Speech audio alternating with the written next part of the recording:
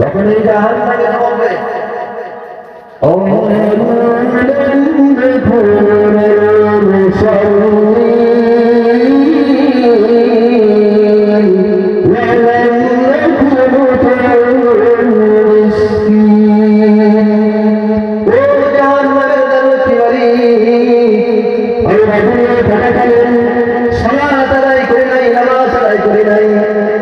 নামাজ পড়ে যায় আজকে রব্বুল আলামিন আমাদেরকে জাহান্নামে নিক্ষেপ করেছে, জাহান্নামের ফয়সালা করেছে।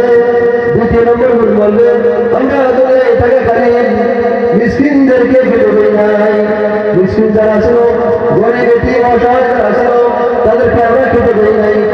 আল্লাহ তাআলা আমাদেরকে জাহান্নামের অধিবাসী করে দিয়েছে। সুবহানাল্লাহ। আল্লাহ তাআলা বলেন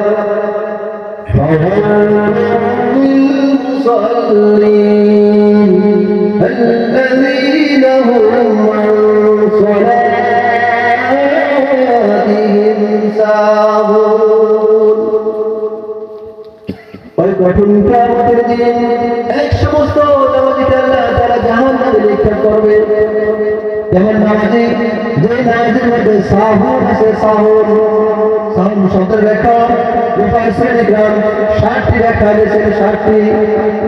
এর মধ্যে একটি হলো যে মানুষের নামাজের মধ্যে কিছু থাকবে না, নামাজের মধ্যে অর্থতা থাকবে, নামাজ গুরুত্ব সহকারে পড়বে না, নামাজের রুকু সিজদা সঠিকভাবে আদায় করতেছে না, এরকম ভাবে যারা নামাজ পড়বে এদের এই নামাজে তাদেরকে জাহান্নাম থেকে বাঁচাতে পারবে না, বরং